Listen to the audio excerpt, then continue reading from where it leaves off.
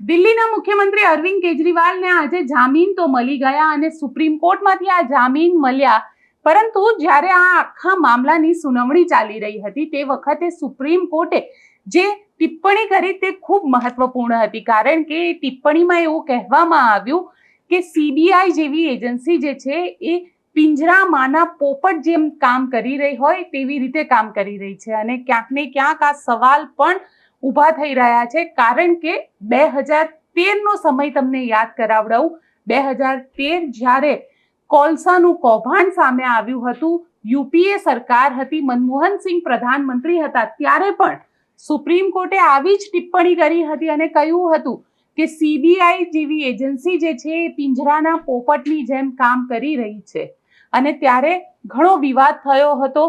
વિપક્ષ જે હતું એ વખતે અત્યારનું સત્તા પક્ષ ત્યારનું વિપક્ષ હતું અને તેણે આખા મુદ્દાને ચૂંટણીનો મુદ્દો બનાવી દીધો હતો અને ફરી એકવાર સુપ્રીમ કોર્ટે આ પ્રકારની ટિપ્પણી કરી છે, એ પણ અરવિંદ કેજરીવાલને જામીન આપવાના મુદ્દાને લઈને. એક તરફ ભારતીય જનતા પાર્ટી જેના ઉપર આ આરોપ લાગી રહ્યા છે, આ પહેલી વાર નથી કે ભારતીય જનતા પાર્ટી ઉપર આ પ્રકારના આરોપ લાગ્યા હોય. આ પહેલા પણ સતત વિપક્ષ એટલે કે કોંગ્રેસ અને તેની સાથેના અન્ય અલાયન્સ પણ આરોપ લગાવી રહ્યા હતા કે ઈડી હોય કે સીબીઆઈ હોય કે ઇન્કમટેક્સ હોય, આ બધાનો ઉપયોગ વિપક્ષના નેતાઓને હેરાન કરવા માટે થઈ રહ્યો છે અને સતત એવો આરોપ જે છે એ રાહુલ ગાંધી પણ લગાવતા આવ્યા હતા કે જે એજન્સી રાખવામાં આવી છે એ એજન્સી દ્વારા જે વિપક્ષના નેતાઓ છે તેમને દબાવવામાં આવે છે, તેમની વિરુદ્ધ કાર્યવાહી કરવામાં નથી આવતી, પણ એવો દેખાડો કરવામાં આવે છે કે તેમની વિરુદ્ધ કાર્યવાહી કરવામાં આવશે અને પછી જ્યારે તે ભારતીય જનતા પાર્ટીના વોશિંગ મશીનમાં જતા રહે છે ત્યારબાદ તેમની વિરુદ્ધમાં કોઈ કાર્યવાહી નથી થતી. હવે જ્યારે સુપ્રીમ કોર્ટે કહ્યું છે કે સીબીઆઈ જેવી એજન્સી જે છે એ પાંજરાના પોપટની જેમ કામ કરી રહી છે, ત્યારે આમ આદમી પાર્ટી જેના નેતાને આજે જામીન મળી છે તે મનીષ સિસોદિયા શું કહી રહ્યા છે પહેલા તે સાંભળી લઈએ. लेकिन साथ साथ बात सिर्फ केजरीवाल जी की जमानत की नहीं है. आज माननीय सुप्रीम कोर्ट ने भारतीय जनता पार्टी को भी एक बहुत बड़ा संदेश दिया है कि तुम्हें अपनी तानाशाही बंद करनी पड़ेगी. आज माननीय सुप्रीम कोर्ट का आदेश भारतीय जनता पार्टी के मुंह पे एक कड़ा तमाचा है कि आप एजेंसियों का दुरुपयोग कर रहे हो, आपने एजेंसियों को अपना केज पैरट बना के रखा हुआ है. ऑनरेबल सुप्रीम कोर्ट ने बहुत साफ शब्दों में कहा कि सीबीआई केज पैरट की तरह से काम कर रही है. माननीय सुप्रीम कोर्ट का ये फैसला सिर्फ पार्टी, सरकार या व्यक्ति के लिए, हमारे लिए महत्वपूर्ण नहीं है. केवल देश के आम आदमी को ऑनरेबल सुप्रीम कोर्ट का साफ संदेश है, साफ भरोसा है कि आप चिंता मत करो, अगर कोई तानाशाही चलाएगा, अगर कोई एजेंसियों का दुरुपयोग करेगा तो देश का संविधान उसकी रक्षा के लिए है. संदेश साफ है ऑनरेबल सुप्रीम कोर्ट का. જે ભારતીય જનતા પાર્ટી ઉપર સીબીઆઈ જેવી એજન્સીને પિંજરાના પોપટની જેમ કામ કરાવવાનો આરોપ લાગી રહ્યો છે તે ભારતીય જનતા પાર્ટીના પ્રવક્તા ગૌરવ ભાટિયા પણ સામે આવ્યા અને તેમને કહ્યું કે હવે આ પિંજરાનો પોપટ નથી રહ્યો, આ બાઝ બની ચૂક્યો છે અને જે લોકો ભ્રષ્ટાચાર કરે છે તેમને નોચી ખાય છે.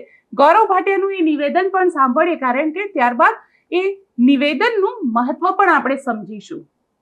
उसका भी आदर करना है, लेकिन ये जो पिंजरे का तोता कहा है वो पिंजरे का तोता बनाया भ्रष्टाचारी कांग्रेस ने था कोलगेट स्कैम में, और सीबीआई पिंजरे का तोता नहीं, सह सम्मान कहता हूं, आज बाज बन चुका है, भ्रष्टाचारियों को नोच रहा है, काट रहा है और इसीलिए भ्रष्टाचारियों को दर्द हो रहा है. શું ખરેખર સીબીઆઈ જેવી એજન્સી જે છે એ પિંજરાનું પોપટ બની ગઈ છે?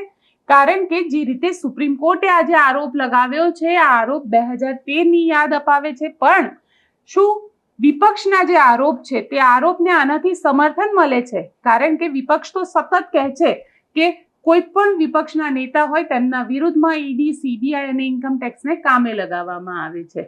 ખરેખર આ સાચું છે કે ખોટું છે, કે પછી ખરેખર આની એક અલગ રાજનૈતિક મહત્વ છે? આ વિષય પર આપણે સમજીએ પત્રકાર ગિરીશ જોશી પાસે. ગિરીશભાઈ, આપનું નિર્ભય ન્યૂઝમાં સ્વાગત છે. એક તરફ જ્યાં સીબીઆઈ હવે આજે એવું કહેવામાં આવ્યું કે સીબીઆઈ પાંજરાના પોપટની જેમ કામ કરી રહ્યું છે. આ કદાચ પહેલી વાર બોલાયેલા શબ્દ નથી. 2013માં જ્યારે કોયલા કૌભાંડ આવ્યું હતું તે વખતે પણ આવા શબ્દ સુપ્રીમ કોર્ટે કહ્યા હતા કે સીબીઆઈ જેવી એજન્સી જે છે પાંજરાના પોપટની જેમ કામ કરે છે. ખરેખર એટલે 2013 થી 2024 આ 11 વર્ષનો સમયગાળો બદલાયું તો સત્તા બદલાઈ ગઈ. એ વખતે યુપીએ હતી, આ વખતે એનડીએ છે. હવે શું કહેશો આને લઈને? આની રાજનીતિ કઈ રીતે જોવાઈ રહી છે? પહેલા તો એ સમજવું પડશે કે એની સ્ટેટસ શું છે. સીબીઆઈ છે એ સ્ટેચ્યુટરી બોડી નથી, એટલે એને પૈસા માટે અને પોસ્ટિંગ માટે સેન્ટ્રલ ગવર્મેન્ટ મિનિસ્ટ્રી ઉપર ડિપેન્ડન્ટ રહેવું પડે છે. કારણ કે દિલ્હી પોલીસ એક્ટમાં એને પાવર મળેલા છે સીબીઆઈ ને. એટલે એક ચીજ સમજી લો કે જ્યાં એની ઇન્ડિપેન્ડન્સ નથી, ફાઇનાન્શિયલ બજેટરી એલોકેશન ન હોય, ત્યાં એને મિનિસ્ટ્રી ઉપર ડિપેન્ડ રહેવું પડે. એટલે આપણે સમજી શકીએ કે જે સરકારમાં હશે એમની જીએજૂરી કરવાની છે, જેવી હાલત પોલીસ ડિપાર્ટમેન્ટની છે. આ એક મોટામાં મોટી એની વીકનેસ છે. પછી એનું ઇન્વેસ્ટિગેશન જે કરવાનું છે એને આઈધર તો સેન્ટ્રલ ગવર્મેન્ટ પાવર આપી શકે કાં સ્ટેટ ગવર્મેન્ટ માંગી શકે, ત્યારે ઇન્વેસ્ટિગેશનમાં જાય છે.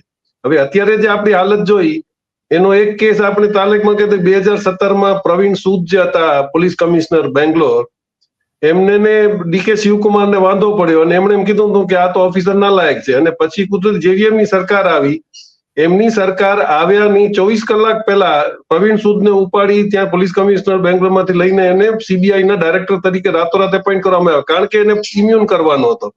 શું કર્યું તો એમણે કે એમના ટર્મમાં પોલીસ કમિશનર તરીકે જે એમણે ઓપોઝિશનના માણસોને ખોટા કેસ કર્યા હતા, બુક કર્યા હતા, અને ડીકે શિવકુમારે જાહેરમાં એમ કીધું હતું કે જો અમારી સરકાર આવશે તો સૌથી પહેલો આ માણસ જેલમાં જશે.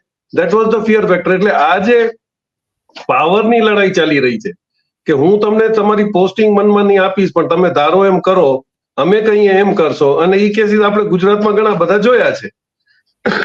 એનું કારણ એક જ છે કે લાલચ જે છે. આજે અમુક ઓફિસરો છે એ લોકો સાઇડ પોસ્ટિંગમાં ચાલ્યા જવું પસંદ કરે છે, કારણ કે એ ડિક્ટેટ નથી લઈ શકતા.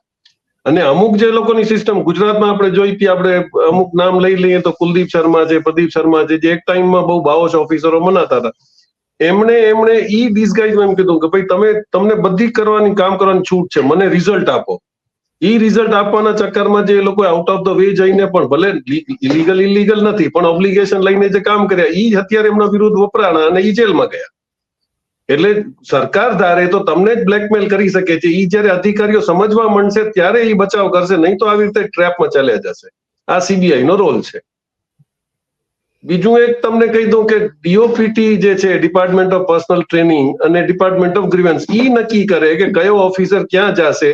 સીવીસી થી એ લોકો રિપોર્ટ માંગે કે ભાઈ આનું ક્રેડેન્શિયલ કેવું છે, એનું આઉટસ્ટેન્ડિંગ કેવું છે, પરફોર્મન્સ કેવું છે. જે સીઆર બનતા હતા ઈ 20 વર્ષથી ગુજરાતમાં બંધ થઈ ગયા સીઆર બનવાના, અને 10 વર્ષથી હવે આપણે ઇન્ડિયામાં લેવલ ઉપર બંધ છે, કારણ કે પોસ્ટિંગ આપણે લેટરલ કરવાની છે. મારો કયો માણસ છે એ ક્યાં પોસ્ટેડ થશે.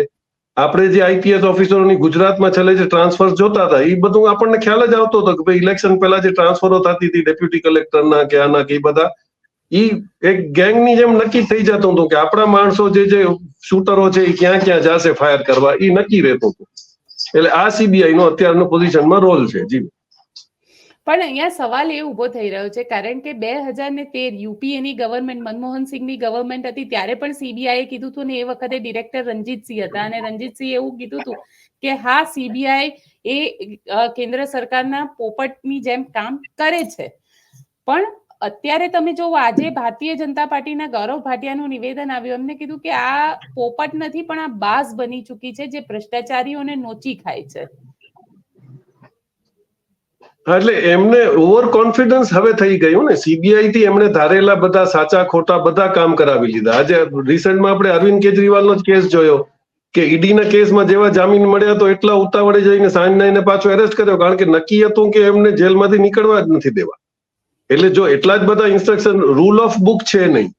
કોર્ટોની પરિસ્થિતિઓ આપણે જાણી રહ્યા છે. કોર્ટો કોમેન્ટ કરે છે, પણ એના કોમેન્ટ સ્ટ્રક્ચર પાસ કરવા કરતા જો તમે પનિશ કરો રોંગ ડુઅરને તો તમે માની શકો કે ભાઈ કોર્ટનો કોઈ જમત. ઈ તો છે નહીં. કોર્ટોની શું પોઝિશન છે. એટલે ઈ જે બાજ કીધું છે એ સાચું છે, પણ કાલે જો ગવર્મેન્ટ બદલાશે તો ઈ જ બાજ તમને પણ કરડવા આવશે, કારણ કે બાજનો તો ફિતરત જ રહેવાની છે, ખાલી એનો બોસ ચેન્જ થઈ જશે.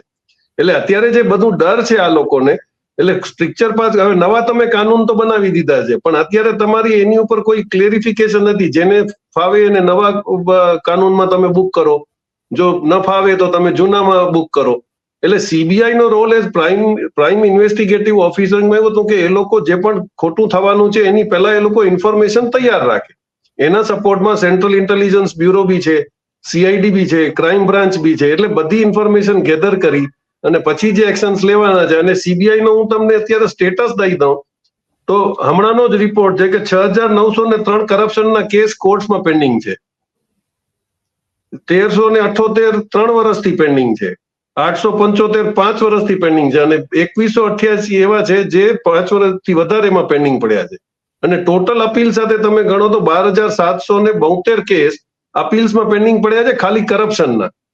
તો આજે જે આપણે માનીએ છીએ કે રોજ કરપ્શનમાં માણસો પકડાય છે, પણ એ લોકોની જીગર એટલે છે કે એમાં કઈ નહીં થાય, પકડાશું, સસ્પેન્ડ થશું, અડધો પગાર મળશે, પછી પોણો પગાર મળશે. એટલે એ જે તમે ઇમ્યુન કરી નાખ્યા છે માણસોને, અને કોઈને બેદરકારી. આજે આપણે લોકલમાં ગુજરાતના બી ન્યૂઝ વાંચીએ તો દર બીજે ત્રીજે દિવસે કોઈને કોઈ ઓફિસર પકડાય છે. હવે એટલું છે કે એન્ટી કરપ્શન એટલો સુધારો કર્યો કે કનાયન્સમાં જો મેં કોકના માટે પૈસા લીધા હશે તો હું પણ પકડાઈશ અને એ પકડાશે. એ ફિયર ફેક્ટર તમે ઉભો કર્યો છે. તો એનો મતલબ કઈ નથી જ્યાં સુધી ગ્રાઉન્ડ ઉપર એના રિએક્શન નહીં આવે. આપણે નથી કહેતા કે આપણે નોર્થ કોરિયા, સાઉથ કોરિયા જેટલા એટલા બધા આપણે નોર્થ કોરિયા જેટલા સ્ટ્રિક્ટ થઈએ કે 30 ને ફાંસી ચડાવી દીધા, કારણ કે એ લોકો પાણી કંટ્રોલનું ઇન્સ્પેક્શન કર્યો જ નતું. એક કેસ હતો કે જો 2000 માણસો મારા મરી ગયા તમારા ભૂલથી તો તમને મરી જવું પડે. આપણે નથી કહેતા એટલા સ્ટ્રિક્ટ થઈએ, પણ એનો કંઈક અસર તો હોવો જોઈએ.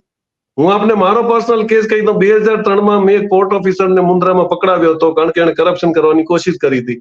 ઈ માણસને તમે સસ્પેન્ડ કર્યો, અને એવો રૂલ છે એન્ટી કરપ્શનમાં કે પકડાયા પછી એને કોઈ પબ્લિક ડીલિંગ ઓફિસ ન મળવી જોઈએ. એને સારામાં સારી પોસ્ટિંગમાં પછી જામનગરમાં ઈ નોકરી કરી રહ્યો છે વ્યક્તિ, કારણ કે તમે તમારા માણસો પોસ્ટિંગ કર્યા છે, તમે તમારી રીતે કેસ કરાવો છો, એટલે તમારે એને બચાવવા જ પડશે. આજે ગુજરાતમાં જે આટલા બધા કેટલા કોન્ટ્રાક્ટરોને ઉપર કેસ થયા, બ્રિજ પડી જાય છે, રોડ પડી જાય છે, શિવાજી મહારાજની મૂર્તિઓ પડી જાય છે, પણ એના પર આફ્ટર એક્શન નથી. તો બધા બિંદાસ બેઠા છે. અને સ્વાભાવિક છે કે તમે જો પૈસા લઈને કોઈને ઓબ્લાઇઝ કરીને કામ આપ્યા છે, તો આપણે જોઈ લીધું રામપથની શું હાલત છે, પાર્લામેન્ટની શું હાલત થઈ, રામ મંદિરની શું હાલત થઈ. એનું કારણ જ આ છે કે કરપ્શન જે બેઝમાં છે, જે સીબીઆઈ નો મેઇન રોલ હતું કરપ્શનને કંટ્રોલ કરવાનો, એ સીબીઆઈ નો કેસ જ ડિફીટ થઈ ગયું છે.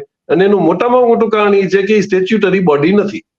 પાર્લામેન્ટમાં એને તમે એક્ટ બનાવીને પાસ કરો, એમનો પોતાના રિસોર્સિસ હોય, અને એ ઓફિસર પાર્લામેન્ટરી પ્રોસિજર પ્રમાણે રિક્રુટ થાય. અત્યારે તો તમને ફોન થાય છે ને ઓફિસર ટ્રાન્સફર થઈને ત્યાં પછી એવું ન થાય. ડીઓપીટી ક્લિયરન્સ આપે, સીવીસી ક્લિયરન્સ આપે, અને પાર્લામેન્ટરી કમિટીમાં leader of opposition, chief justice અથવા એક અને પ્રાઇમ મિનિસ્ટર એ 3 બેસી નક્કી કરે તો આ થાય છે. હવે હોમ મિનિસ્ટ્રીના અંડરમાં જયારે તમે ડાયરેક્ટ નોકરી કરતા હો તો તમે એનો આઉટકમ સમજી શકો છો. નહીં આપણે એનો રિઝલ્ટ જોઈ રહ્યા છીએ. પણ અહીંયા સવાલ એ ઉભો થઈ રહ્યો છે ગિરીશભાઈ, કારણ કે આ જ ભારતીય જનતા પાર્ટી હતી જે 2013માં અલગ અલગ સ્કેમના કારણે સીબીઆઈ ઉપર આરોપ લગાવતી હતી, અને હવે સેમ આરોપ ભારતીય જનતા પાર્ટી પર લાગી રહી છે, અને વિપક્ષ પણ લગાડે છે કે ઈડી, સીબીઆઈ આ બધા એક એવા વોશિંગ મશીન છે કે કોઈ પણ નેતાની વિરુદ્ધમાં કાર્યવાહી થાય એટલે બધા ચોખ્ખા થઈને બહાર નીકળી જાય. આમાં રાજનીતિનું શું? આ દેશની રાજનીતિ કયા સ્તરે પછી પહોંચી જશે?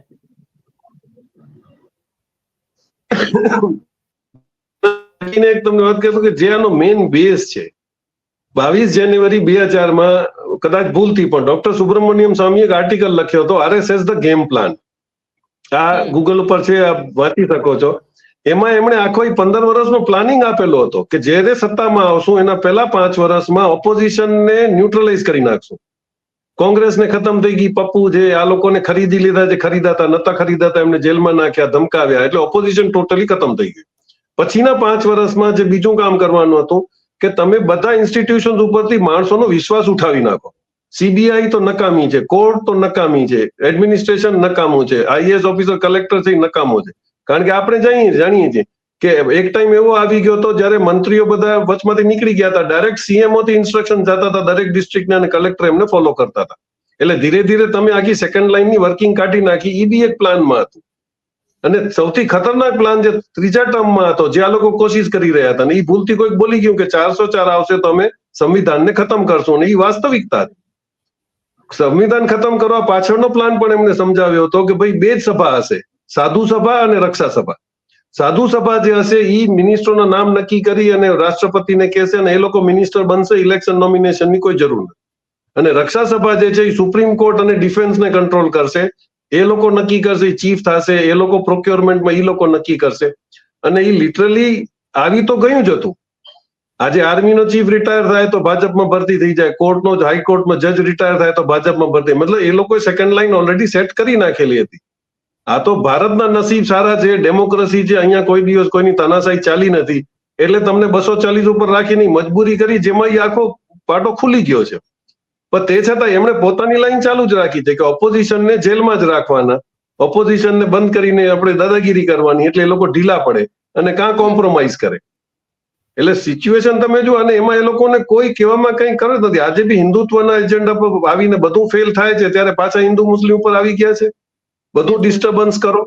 રાહુલ ગાંધી કાંઈ પણ બોલે એમાંથી તમે કાઢો. હવે એમણે શીખ માટે તો એવો કોઈ પણ નેગેટિવ સ્ટેટમેન્ટ નથી કર્યો. કારણ કે એમણે કીધું કે ભાઈ કાલે એવો કાનૂન આવી જશે કે તમે કદાચ કિરપાણ ન લઈ શકો, તમે પગડી નહીં પહેરી શકો કે દાઢી નહીં રાખી શકો. એનું કારણ છે કે તમારી માનસિકતા છે. આજે અખિલેશ હારી જાય અને એના ઓફિશિયલ રેસિડન્સમાં ગયા પહેલા ગૌમૂત્રથી આખો એ રેસિડન્સ ધોવાય, આપણા રાષ્ટ્રપતિ મંદિરમાં જાય ને નીકળ્યા પછી ગૌમૂત્રથી મંદિર શુદ્ધ કરાય, તો એનો મતલબ આપણી માનસિકતા તો એ જ રહી ને. તો આપણે કેવી રીતે કહી શકીએ કે ના સબકા સાથ સબકા વિકાસ? એ થવાનું નથી. તો એમનો જે એજન્ડા છે એ છુપી રીતે પૂરું કરવું હતું. એમણે રિક્રુટમેન્ટ તો બંધ કરી દીધા, જે લેટરલ એન્ટ્રીઓ ચાલુ થઈ. આજે વાઇસ ચાન્સેલર તમારા આરએસએસ બેકગ્રાઉન્ડના, તમારા ગવર્નરો આરએસએસના બેકગ્રાઉન્ડના. એટલે આખો જે એક માળખો સેટ થઈ રહ્યો હતું. પણ ડેમોક્રેસીની એટલે જે જનતાનો જોર છે એ થવામાં આવી રહ્યું છે. તો આપણે જોઈએ હવે આનો આઉટકમ શું આવશે. હરિયાણા અને કદાચ જમ્મુ કાશ્મીરના ઇલેક્શન પછી પાછું કંઈક ફરક પડે અને જનતા જાગૃત થાય. કારણ કે હવે એ બધા સબ્જેક્ટ ગૌણ થઈ ગયા છે. અત્યારે યંગ નોકરી માંગી રહ્યા છે.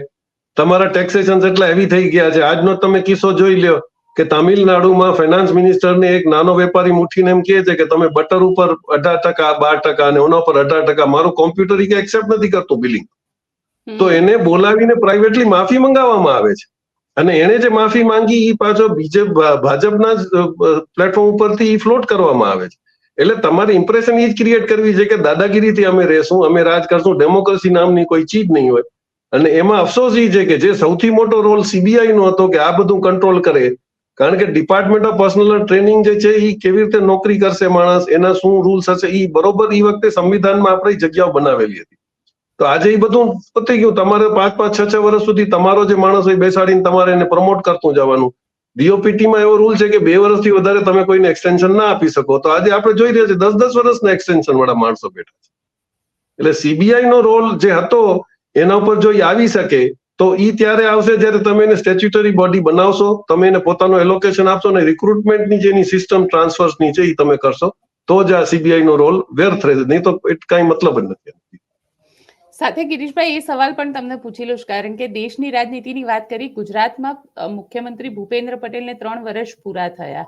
હવે આજે 3 વર્ષ જે પૂરા થયા છે એમના શપથ ગ્રહણને, આમ તો એવું કહેવાય છે કે મૃદુ અને મક્કમ છે, પણ ઘણી બધી વખતે આપણે જ સવાલ ઉભા કરીએ છીએ કે ભૂપેન્દ્રભાઈ તમારી મૃદુ અને મક્કમતા દેખાડો. હવે તમને શું લાગી રહ્યું છે આ રાજનીતિ, ગુજરાતની રાજનીતિમાં હવે જેને કહી શકાય કે બેકસ્ટેપ થઈ રહી છે ભારતીય જનતા પાર્ટી? કારણ કે બધે જ વિરોધ થયો, વડોદરામાં વિરોધ, સુરત, રાજકોટમાં વિરોધ, દરેક જગ્યાએ ભારતીય જનતા પાર્ટીની જેને કહેવાય ને હિન્દીમાં ઉલટી ગિનતી શરૂ થયેલી હોય એવું લાગે છે તમને?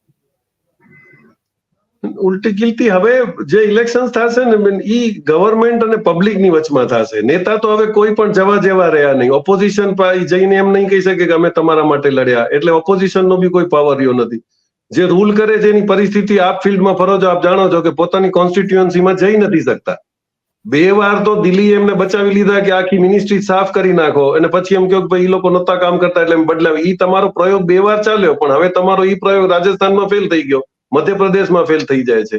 એટલે ઈ સિસ્ટમ ચાલશે નહીં. તો આપણે જો ઈ જોવા જઈએ તો અત્યારે માણસો પ્રશ્નો પૂછશે તો તમે જોઈ લ્યો કે તમારી જે એપીએમસી ની જમીનો વેચાઈ જાય છે અને એના પર હોટલો બની જાય છે, સરકારી જમીન છે, અને પછી તમારી કોર્ટમાં જાઓ તો કોર્ટ એમ કે ભાઈ આ લોકોને પેનલ્ટીના પૈસા આપી દો. આ નથી રૂલ. આજે કોઈ પણ ઇન્ડસ્ટ્રીયલિસ્ટ ગમે એની જમીન દબાવી દે. આપણે મોટા હાઉસીસના પરિસ્થિતિ જોઈ રહ્યા છીએ કે કોઈની કોઈ સાંભળવા નથી, કોઈ કોમ્પેન્સેશન નથી. તમે જમીન બદલાવી જાઓ છો, આજે હમણાં જ મારા ખ્યાલથી કોકે વાયરલ કર્યું હતું કે બરોડામાં ઓલા કીધું કે સયાજી રાવજીએ 6 તળાવ બનાવ્યા હતા કે બધી બાજુથી પાણી આવે તો ત્યાં સ્ટોરિંગ થાય અને શહેરમાં વોટર લોગિંગ ના થાય, તો કે બધા તળાવ તમે વેચી માર્યા છે. આ ફેક્ટ છે. એટલે એડમિનિસ્ટ્રેશન પણ આ બધું સ્ટ્રિક્ટ ક્યારે થશે? જ્યારે તમારી કરેક્ટિવ મશીનરી નથી ચાલતી. જો એન્ટી કરપ્શન ડિપાર્ટમેન્ટ કામ કરતું હોય, પોલીસ કામ કરતી હોય, એન્ટી ઇવેઝન કામ કરતું હોય, સીબીઆઈ કામ કરતું હોય, તો આ બધું શક્ય નથી. કારણ કે ફરિયાદો તો બહુ જ થાય છે. આજે તમે કીધું કે 12,772 એપ્લિકેશન જો પેન્ડિંગ પડી હોય અને એના પર કોઈ એક્શન નથી થાય, તો એવી સરકારને આપણે શું કરશું? કયો વિકાસ? ખાલી પેપર ઉપર કે પોસ્ટર ઉપર દેખાડવાથી વિકાસ થતો નથી. અને એ પરિસ્થિતિ આપણે જઈ રહી છે. એનું કારણ એ છે કે કરપ્શન જ. તમે પૈસા લીધા ઇલેક્શનમાં લડવા માટે, એટલે ઈ માણસને તમારે રિકવરી માટે પૈસા અને કામ આપવું પડે છે. ઈ માણસ પછી એટલું કામ કરે કે આટલાના પૈસા આપી દીધા છે તો કેમ કામ કરું? અને ઉપરથી તમારા માણસો એમ કે ભાઈ આપણા બીજેપી ને આરએસએસ ના માણસોના છોકરાઓને પહેલા કામ મળે, એ આપણે જોવાની આપણી ફરજ છે. એ ફરજ તમારી નથી. ચૂંટાયા પછી બધા તમારા માટે સરખા છે અને તમે જાહેરમાં એ સ્ટેટમેન્ટ કરો છો. અને પછી જયારે જાતિવાદ ઉપર આવી જાય છે ત્યારે આપણે જોઈ લીધું ક્ષત્રિય સમાજનો આટલો બધો વિરોધ હોવા છતાં બી લોકો સીટો કાઢી ગયા. એનું કારણ એ છે કે લાસ્ટ મોમેન્ટ કોમ્પ્રોમાઇઝ થાય છે. કોમ્પ્રોમાઇઝ કરપ્શન થી થાય છે. કારણ કે બીવાવા જેવડી તો આજે એમ કહે કે આ લોકો ક્ષત્રિયોને બીવડાવી દેશે, તો એ બીવડાવવાના નતા, પણ તો કઈ હદે કોમ્પ્રોમાઇઝ થયો? કયા કન્ડિશન્સ ઉપર કોમ્પ્રોમાઇઝ થઈ? તો હું આખો વર્ષ લડતો રહું મારા હક માટે અને છેલ્લે માને કોઈક આવીને સમજાવે અને હું વોટ દઈ દઉં, તો એ પરિસ્થિતિમાં તમે એક્સપેક્ટ ન કરી શકો કોઈ સારી સરકાર આવશે ને તમારું સાંભળશે. મને બરોબર ધ્યાન છે, આજથી 40 વર્ષ પહેલા આપણે કલેક્ટરને કે 20 વર્ષ પહેલા કલેક્ટરને મળવા જતા હતા તો રીતસર ઈ આપણને ઓલાને જે બહાર બેઠા હોય એમને આપણે ફિયર ફેક્ટર જોતા. શું થયું? અરે ખબર નહીં કે કલેક્ટર સાહેબે બોલાવ્યા છે, કારણ કે ઈ એક ફિયર હતો. અત્યારે તો એની ટોમ ડીક એન્ડ હેરી કલેક્ટરની ઓફિસ ખોલીને અંદર ચાલ્યો જાય, ફોન કરી અને વાત કરી લે. એક ગરિમા હોય છે પોસ્ટની. પણ ધીરે ધીરે 20 વર્ષમાં તમે આ જ કામ કર્યું કે સંસ્થાઓની રિલાયબિલિટી તમે ખતમ કરી નાખી, તમે ડર કાઢી નાખ્યો. આજે પોલીસથી કોણ ડરે છે? અને પછી તમે જે કરો છો એમ કહીને કે આ બધું સારું થઈ રહ્યું છે. દારૂમાં તમારા નાના નાના પીએસઆઈ સસ્પેન્ડ થતા હતા. ઓલાએ કીધું કે ઇલેક્શન આવે છે અમારું કંઈ કરો, તો કે ઠીક છે, 1 લાખ નહીં 2.5 લાખનો દારૂ પકડાય તો જ સસ્પેન્ડ થશે. એટલે ઓલા 1.5-2 લાખનો દારૂ વેચવા દેશે. એટલે આ બધા જે તમે કરી રહ્યા છો એ શું નિયમો છે? રૂલ ઓફ લો છે જ નહીં. તો પછી તમે કે બાંગુ પોકારો કે બહુ સારા 3 વર્ષ ગયા, તો એમને ખરેખર તો બધી ચીજો ગણાવી જોઈએ કે શું શું સારું થયું છે. કેટલા બધા કેસીસ છે એવા તો આપણે જોઈ રહ્યા છીએ એન્ટી કરપ્શનના, પણ શું થાય છે? કઈ નથી થતું. એટલે કહેવાથી ખાલી હવે પબ્લિક જાગૃત થઈ ગઈ છે. સોશિયલ મીડિયામાં તમે કાંઈ પણ જે ન્યૂઝમાં આપો છો એ 2 મિનિટ પછી માણસ સોશિયલ મીડિયા પર કાઉન્ટર કરે છે. પછી આજે માણસો પહેલા એમ રેફરન્સ હતા કે ઇન્ડિયન એક્સપ્રેસમાં આવ્યું, ટાઈમ્સમાં આવ્યું, હિન્દુમાં આવ્યું. આજે એમ કહી દે કે ભાઈ નિર્ભય ન્યૂઝમાં આવ્યું હતું, આજે આમાં આવ્યું હતું, ઓલા બ્લોગમાં આવ્યું હતું. વાય? બીકોઝ એમને ખબર છે કે ગ્રાઉન્ડ રિયાલિટી રિપોર્ટ આપી રહ્યા છે ને એમનો કોઈ રિપોર્ટ પાછળનો મતલબ નથી. જે હકીકત જણાવે છે, જર્નલિઝમનો જે રિયલ સેન્સ છે એ નિભાવી છે. એટલે પરિસ્થિતિ બદલાણી છે, પબ્લિકને ખબર પડી છે. અને નોકરીઓમાં તમે એક્ઝામ્પલ જોઈ લો. આજે ગાંધીનગરથી તમે હાઇલાઇટ નથી કરી શકતા કે ભાઈ કેટલા રોજના રોજ ત્યાં હડતાલો થઈ રહી છે. છોકરાઓ કેટલા પરેશાન છે. તમે આજે 6,000 ફિક્સ પગાર વાળાઓની પરિસ્થિતિ શું છે?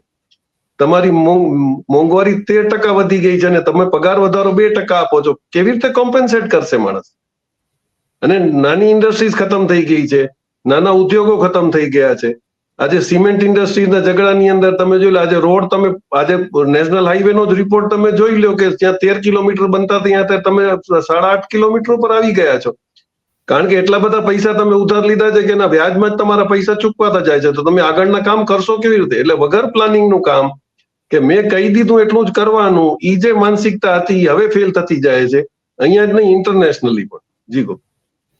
પણ સવાલ એ આવે છે ગિરીશભાઈ કે જે રીતે આખું અત્યારે ગુજરાતની પરિસ્થિતિ આપણે જોઈએ છે અને દેશની પણ પરિસ્થિતિ જોઈ રહ્યા છે, તમને શું લાગી રહ્યું છે કે જે, કારણ કે પ્રધાનમંત્રી પણ આવવાના છે ગુજરાતની અંદર 15, 16, 17 3 દિવસ અહીંયા છે, એમનો જન્મદિવસ છે, તો જે વિકાસ મોડલ ગુજરાતને બનાવવામાં આવ્યું હતું અને એ જ વિકાસ મોડલ બતાડીને દેશમાં સત્તામાં આવ્યા હતા 2014માં, આ એ વિકાસ મોડલ હવે ધીરે ધીરે ધરાશયી થઈ રહ્યું છે. ધરાશાયી થઈ રહ્યું છે એના માટે થેન્ક્સ ટુ એઆઈ. કારણ કે અત્યારે સાઉથનો માણસ ગુજરાતમાં તમારી ચેનલનું ટ્રાન્સલેશન જોઈ રહ્યો હશે લાઈવ. એટલે હવે એવું તો છે નહીં, તમે પેન ઇન્ડિયા છો. આજે તમે જે બોલો છો એનું કાઉન્ટર તરત જ ને તરત એઆઈમાં માણસ ચેક કરી લે છે કે ભાઈ તમે જે બોલતા હતા એની વાસ્તવિકતા શું છે, અને ઓલરેડી બીજું તમને ગોતીને આપે છે. આજે તમે ન્યૂઝ સાંભળતા હો તો એમને તમને જે મળે અત્યારે હું નાખીશ કે ભાઈ ક્યાં ક્યાં સ્કેમ્સ થયા છે અને કેટલા સ્કેમ થયા, તો મને તારીખ સાથે બધા ડિટેલ્સ મળી જ જાય છે.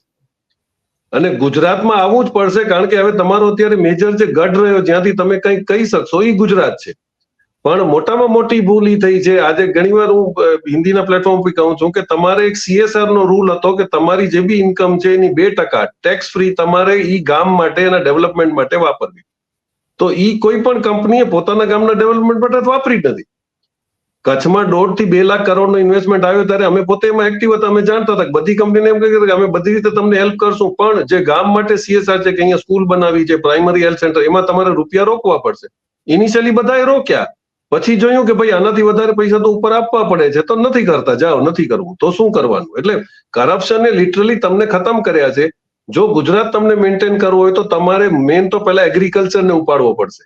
ગુજરાતનો આખો બેઝિક્સ આજે એગ્રીકલ્ચર છે. ગુજરાતનું લકીલી તમે જીઓગ્રાફી જુઓ તો નોર્થ એગ્રીકલ્ચર છે, સાઉથ તમારો ઇન્ડસ્ટ્રીયલ છે. એને તમે મેન્ટેન કરો જેમ મહારાષ્ટ્રએ કરેલું છે. તો તમે એગ્રીકલ્ચર આજે પણ આટલી ખરાબ પરિસ્થિતિમાં બી 48% જો નોકરીઓ કોઈ આપી રહ્યું છે તો એગ્રીકલ્ચર સેક્ટર આપી રહ્યું છે. અને આજે બી તમારા જે ખરેખર ખેડૂતો છે એ બહુ સમૃદ્ધ છે. એ લોકો જાણે છે કેવી રીતે કામ કરવું છે. એ લોકો ઓટોમેશનમાં પણ આવે છે. તો તમે એમને સપોર્ટ આપો. તમે ફર્ટિલાઇઝર ઉપર ભાવ વધારતા જાઓ છો, ટ્રેક્ટરો ઉપર સબસિડીઓ તમે ઓછી કરતા જાઓ છો, તો તમે જે બુસ્ટિંગ નહીં કરો જો ઇકોનોમીને, તમે 12 થી 15 લાખ કરોડ જો મોટા વેપારીઓના માફ કરી શકતા હો તો તમારે કિસાનોને અત્યારે હેલ્પ કરવાની જરૂર છે. તમારે એક જ કેસ દઈ દઉં, સાવ પુઅર સ્ટેટ તમે ગૂગલમાં ગોતી શકો, સિયેરા લિયોન, આફ્રિકાનો એક ટાઈમનો સૌથી પુઅર સ્ટેટ. એને એના એક જ મિનિસ્ટરે આવીને એમ કીધું કે no to minerals, yes to life. કે ભાઈ મિનરલ્સ બંધ કરો. મિનરલ્સમાં તો ખાલી ખોદવા વાળો કમાય છે અને માલિક કમાય છે. માણસો તો છે થોડા ઘણા નોકરી કરે. એ લોકો એગ્રીકલ્ચર ઉપર શિફ્ટ થયા અને એમનો GDP છેલ્લા 15 વર્ષમાં 7% થી વધીને 20% થઈ ગયું, કારણ કે એ લોકો આખા એરિયાની અંદર એગ્રીકલ્ચર સપ્લાયનો મોટો હબ થઈ ગયું છે. તો આપણે તો કુદરતની દેન છે. નીચેથી લઈ અને ઇન્ડિયા, કેરલાથી કાશ્મીર સુધી આપણે દરેક જાતના પાક દરેક સિઝનમાં અલગ અલગ ઉગાડીને આપણે વેચી શકીએ. તો ઓન ધ કોન્ટ્રરી આપણો બેકબોન આપણે કિલ કરતા જઈએ છીએ. તો મોદીજીને ખરેખર આપણે ઘણીવાર એમને લખેલું બી છે કે ભાઈ તમે જમીન વેચાવાની બંધ કરો.